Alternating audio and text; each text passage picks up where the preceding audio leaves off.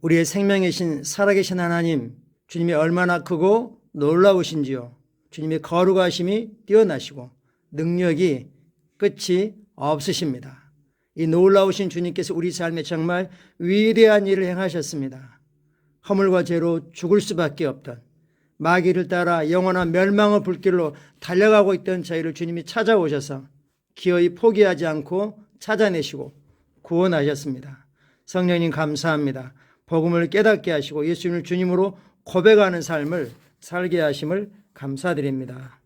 오늘도 말씀으로 우리를 불러주시고 성령 안에서 믿음으로 걷게 하심을 감사합니다. 주님 사랑합니다. 감사합니다.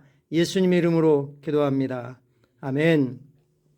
4월 4일 말씀을 실제 같이 확인하겠습니다. 제목 읽으시죠. 성령 안에서 살아가기. 개역개정판은 성령으로 살면 인더 스피릿인데 성령 안에서 또는 성령을 따라서 산다는 거죠. 우리는 성령 안에 있습니다.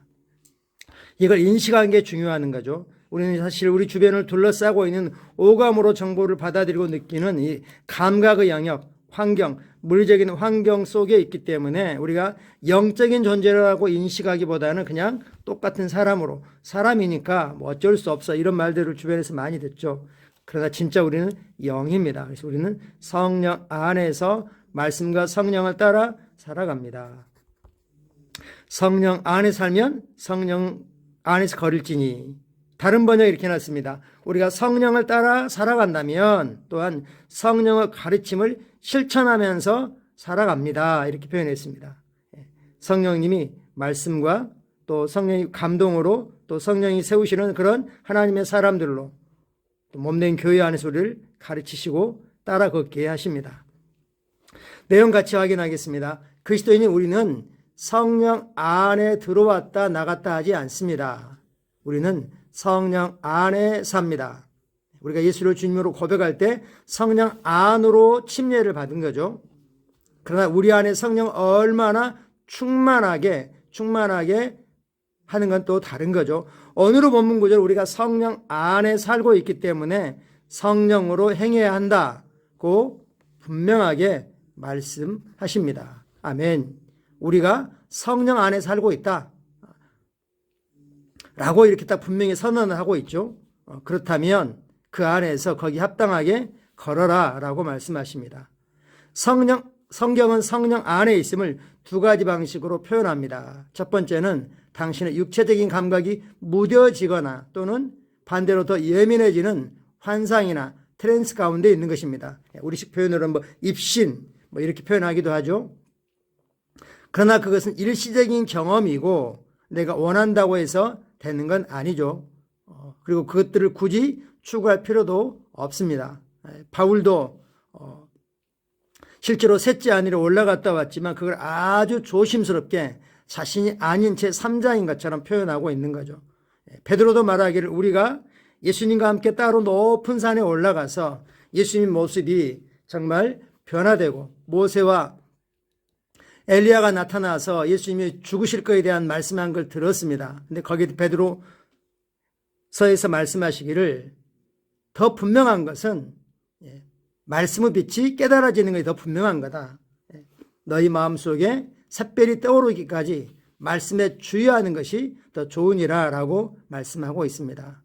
우리의 체험보다 우리의 감각보다 어떤 것보다 더 분명한 것은 말씀을 믿고 그 말씀으로 행하는 것, 즉 성령 안에서 사는 것입니다.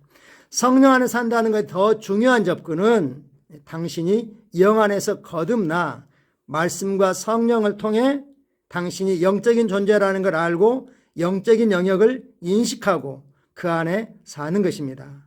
이것은 의도적인 의식적인 훈련을 통해서 가능한 거죠. 나는 영이야. 혼을 가지고 있고 육체를 입고 살아가고 있어. 내가 입고 내가 사용하는 짐은 얼마든지 내 의도대로 바꿀 수 있어. 그래서 몸의 감각에 따라가지 않는 거죠. 영은 말씀에 반응합니다. 그리고 말씀의 영적인 영에서는 실체이고 본체입니다.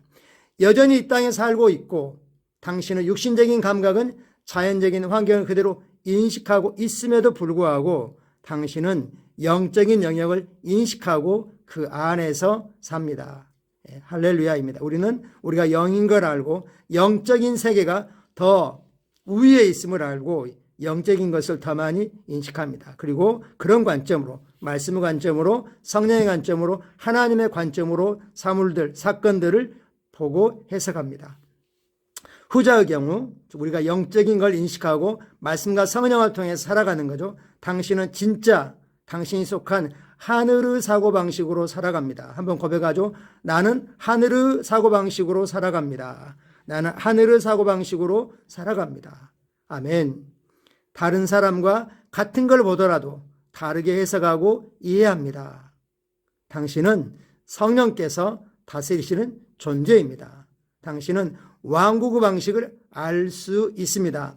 하나님의 말씀이 당신의 행동과 삶에 대한 반응을 주관하며 당신 주변의 모든 걸 다스리십니다.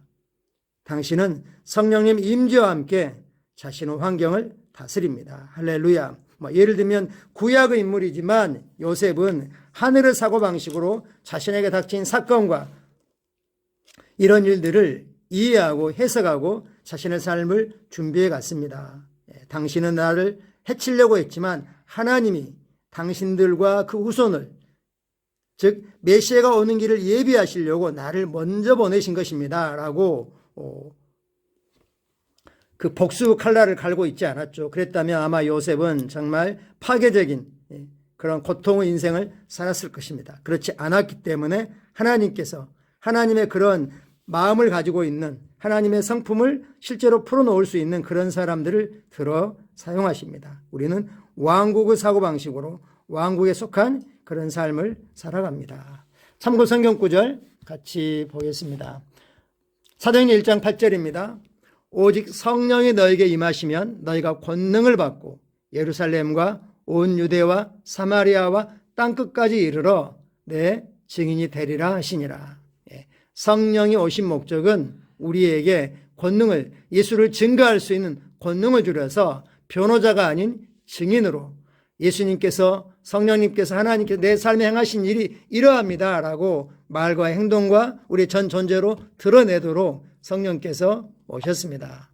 우리는 성령의 권능을 이미 받았습니다. 로마서 8장 9절입니다.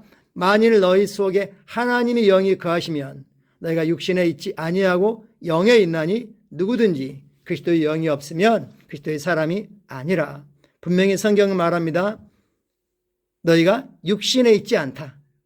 육신을 입고 살고 있지만 진짜 너희는 영이고 너희 안에 하나님의 영 성령님이 계시고 너희는 또한 성령님으로 한 영으로 연합되었다. 그러니까 성령으로 영을 더 인식하면서 하나님이 반응하신 것처럼 그렇게 반응하라고 말씀하십니다.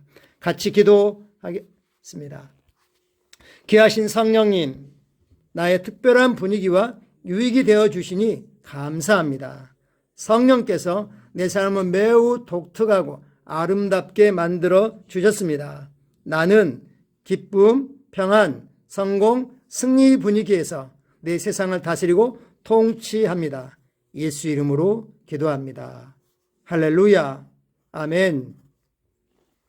우리가 성령 안에 있다. 성령이 우리를 둘러싸고 있다. 성령께 완전히 잠겨 있다. 이런 의식을 하게 된다면 우리에게 어떤 일이 닥쳐도 그 일에 빠져들지 않을 것입니다. 오히려 그것들 위에서 예수 이름으로 변화를 명하고 합력하여 선을 이루라고 선포하고 또 성령님이 역사하시는 것들을 천사들이 하나님의 자녀들을 위하여 하나님의 왕국을 일하는 것들을 보게 될 것입니다. 오늘도 주님의 성령과 일치하지 않은 것이 우리 삶에 있다면 예수 이름으로 복종하라고 변화되라고 선포하고 성령 안에서 행하기를 축복합니다. 감사하고 사랑하고 축복합니다.